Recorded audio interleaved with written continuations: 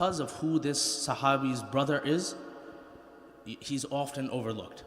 So, of course, I'm talking about Jafar ibn Abi Talib, his brother being Ali, radiallahu anhu.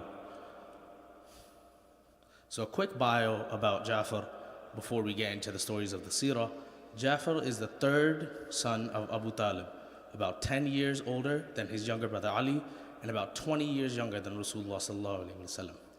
So despite being part of the core family of the Banu Hashim, a powerful clan of the Quraysh, Jafar grew up in a poor environment where he was under the care of his father. The same father, Abu Talib, that took care of the Prophet ﷺ since age 8 after he became an orphan and his grandfather died. So to repay Abu Talib,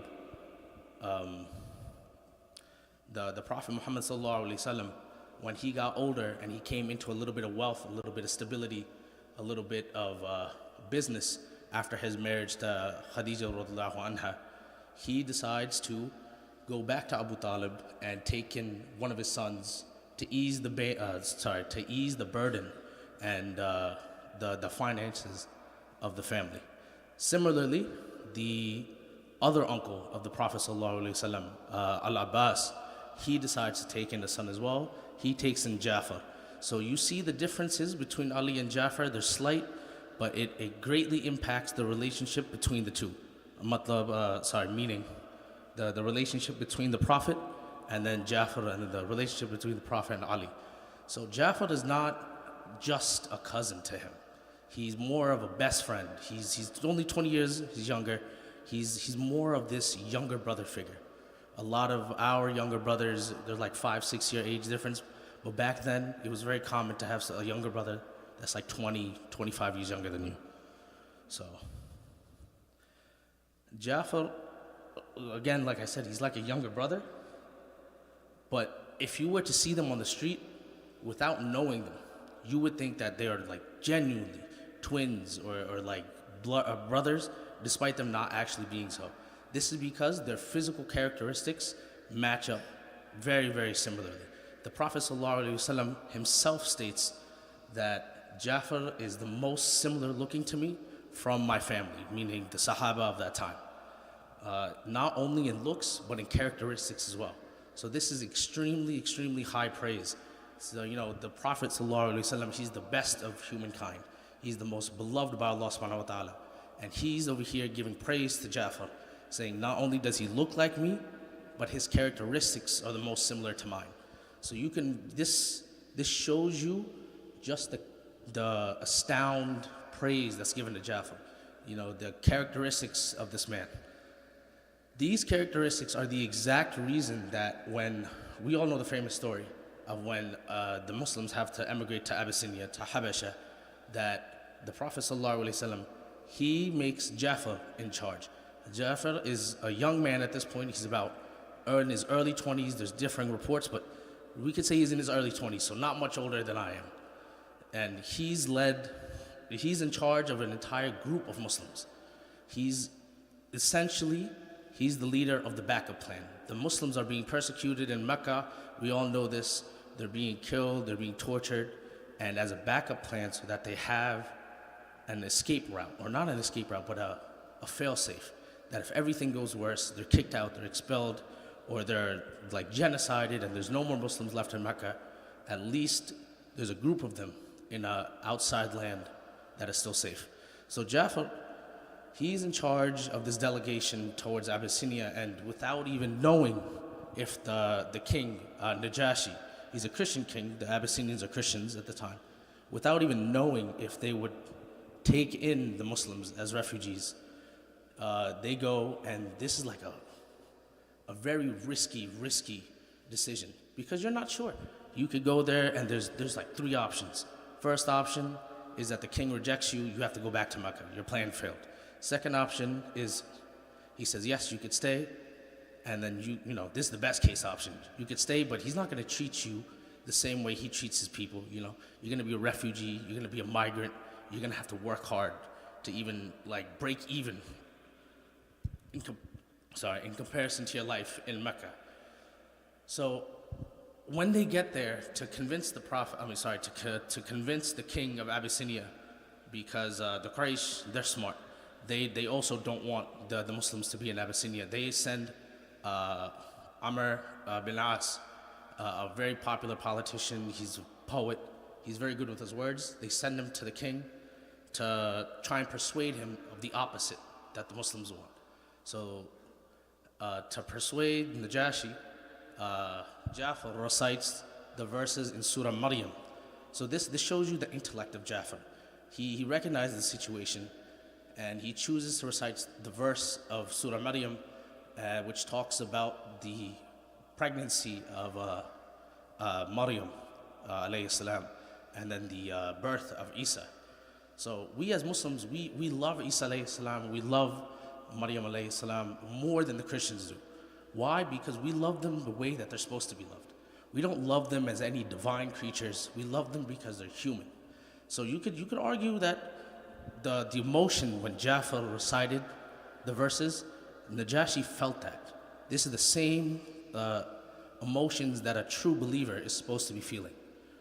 So when he started crying after listening to this recitation, it's the same love and same care that he's familiar with.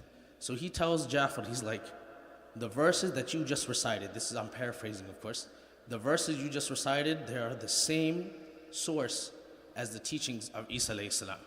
So secretly, this is him explaining that Islam is the truth. And we know that later on, Najashi converts and he becomes a Muslim. So that's just one of the stories that's like a super popular story that we're all familiar with.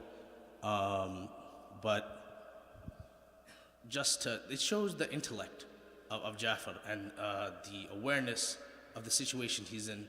And at a young age, he's given this great responsibility. Another thing about Ja'far is his braveness, how brave he is as a man. So after living in Abyssinia for about 15 years, he returns back to Medina to meet up with the Prophet ﷺ and to meet back with the Muslims. They've made their hijrah once to Abyssinia, they make a second hijrah back to Medina. So when he meets up with the Prophet ﷺ, it's said to be on the same day as the end of the Battle of Khaybar. Khaybar at this point is the most beneficial monetary battle in terms of like victory. They haven't been in terms of land like gained and territory gained, money gained. Khaybar was the most at this point. So at the end of the battle, this is just to show you guys like how important this entire conquest was. It was like a week long. The Muslims are tired, and they finally win. They're all happy. They're all joyful.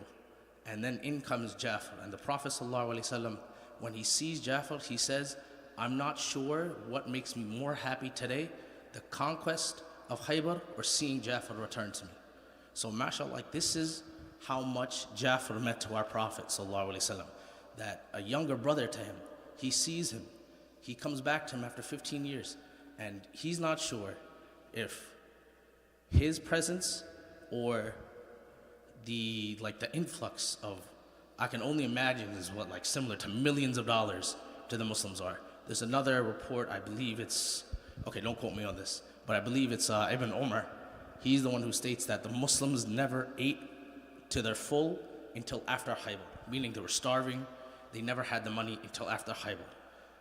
So this is just to show you how much that Ja'far meant to the Prophet ﷺ. Another quality of Ja'far that I mentioned before is his braveness. Unfortunately, Ja'far does not live long after Khaybar, because a couple months in the same year, they go out to the conquest of Muta, which is a town in the north of the Arabian Peninsula, more near Jordan.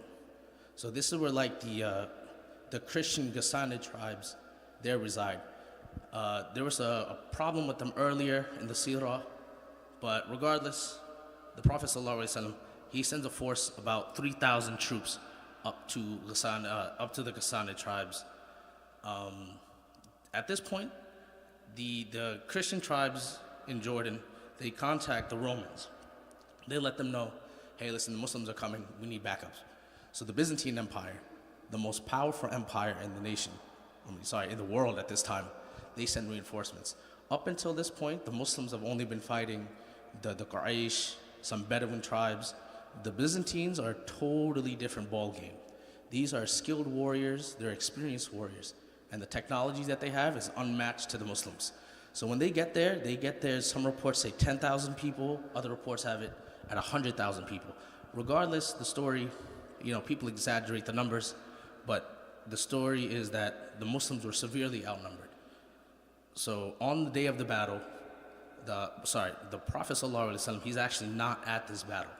He appoints 3 leaders. The first leader being Zayd ibn Harith, second leader being Jafar, and then the third leader being Abdullah ibn Rubayy. My apologies. But another Sahaba, I'm blanking on his name. But if one was to fall, then the second in charge would resume command of the army. And if he was to fall, then Abdullah would resume command. And then if all 3 of them were to fall, then the Muslims would have to choose a 4th leader. So this goes to show you that the Prophet already knew that this battle was going to be a tough one. If he had to appoint 3 different leaders, he had a feeling that, okay, this is going to be necessary. So we don't really have that much time, so I'll glance over the story. The battle comes and Zayd charges in. He has the banner of Islam, he's holding the flag. He goes past the front lines, and after a couple battles, after a couple sword fights, he falls. He becomes martyred. And so I'm talking about Zayd. Zayd, he's a martyr at this point. Jafar sees this. This is his brother almost, essentially his family. Zayd is the adopted son of the Prophet Muhammad, sallallahu alaihi wasallam. So this is his family member, and he sees him fall, and instead of being overwhelmed and being grief-stricken and freezing in battle, he goes and he picks up the flag off the floor, and now he's with one hand. He's the leader of the army. With one hand, he's holding the flag. With the other hand, he's fighting the Romans. He's fighting these experienced warriors. He's surrounded on all sides, and he holds this flag, and he's fighting, and he fights the most courageous battle, probably one of the most courageous battles mentioned by the Sahaba afterwards, because when they found his body, they said that they found his body in a pile of Christians, meaning that he killed so many of them that there's Christians piled around him and his body's in the middle. So with one arm, he's holding the flag. With the other arm, he's, fighting. The Christians are able to overpower him. They cut off his arm. And before the flag can touch the dirt, before the flag falls down, Jafar grabs the flag with his offhand. He drops the sword, grabs the flag, because he'd rather lift the flag than to fight with the sword. He doesn't want that disrespect that the flag of Islam, the banner of the Muslims, fall to the ground. So he holds that up, and he understands that this is it. My life is done. I'm going to die a shaheed now. So he holds up that flag, and as a disrespectful motion, the Christians, they cut off his other arm. So now he has no arms, the flag falls, he's bleeding out. And look at the strength of Jafar. This is a strength that, wallahi, I don't have this strength. We don't have this strength. This is a strength that comes from Allah and Allah only. Jafar kneels down with his 2 stumps. He picks up the flag and he holds it to his chest. He stands up because, again, he's not going to take this disrespect. He's going to hold the flag of Islam. He holds that flag up, and the Christians, they had enough of this. They come from behind and they cut his head off. And Jafar becomes a shaheed. May Allah accept his martyrdom. So this goes to show you the strength and the taqwa and the dedication that Jafar had, that even in his last moments, he'd rather see Islam in a very literal sense, like off the ground. He wouldn't let that disrespect and belittlement happen towards the Muslims. And this is a very sad moment for the Prophet. It's said that the Prophet ﷺ, he was receiving updates about this battle in real time. So he's not there, but through the will of Allah, through the angels and through Allah, he's receiving information about this battle in real time. So when Jafar passes away, when he becomes a martyr, Aisha radiallahu anha, she reports that the Prophet ﷺ was so grief-stricken that he had to sit down. This is the Prophet of Allah. This is the most perfect human in our eyes. This is the role model of all humans. And he's so grief-stricken that he has to sit down because he can't handle the pain that he's in. Or he's weak in the legs. You know, like when you get sad news, you got to take a minute. You got to sit down, have a glass of water. So this is the Prophet ﷺ. He has the same reaction. And he of course, he cries. This is his brother. Again, this is someone that looks like him, that acts like him. This is the most similar to him from his family. So of course, he's like grief-stricken. And the saddest thing is when he has to go and he talked to the family of Jafar and talked to his sons. He goes and he talks to his sons, and this is their uncle. You know, Prophet Muhammad ﷺ is the uncle to Jafar's kids. So he goes there and he's playing with the kids, but the kids and the family and Asma, Jafar's wife, they notice that the Prophet ﷺ is sad from his face. They notice the look on his face, the gloom on his face. They know something has happened to Jafar. So when the Prophet ﷺ, he tells them that Jafar is a shaheed, he has passed away, and that he's no longer with us, he's returned to our Creator, they start wailing, they start being sad. And of course, that's their right, you know, that's their father, that's their husband. But in the time of Jahiliyyah, there was this method of weeping that was disliked by the Prophet. So he tells them not to do so. But to reassure the kids of Jafar, he tells them that he sees Jafar radiallahu anhu in Jannah with 2 wings. He's given the nickname as the man with 2 wings because Allah subhanahu wa ta'ala, because his hands were cut off in this dunya, Allah subhanahu wa ta'ala replaces them with wings in Jannah. Like, think about how beautiful that is, that Allah gives him this gift of wings. The Prophet sallallahu alaihi wasallam, he says that Jafar is in Jannah flying with the angels. That like not only is he just in Jannah, confirms he's in Jannah, but he's with the angels. He's not even with men. He's allowed to freely fly wherever he wishes. So may Allah subhanahu wa ta'ala give us the courage, give us the braveness, give us the strength that Jafar radiallahu anhu displayed, give us the kindness that Jafar radiallahu anhu had. Another nickname of his was the father of the poor, because of how he loved the poor. So may Allah give us the generosity, the love, the kindness that Jafar radiallahu anhu had. May Allah accept our fast, accepts our extra ibadah this last couple of days of Ramadan.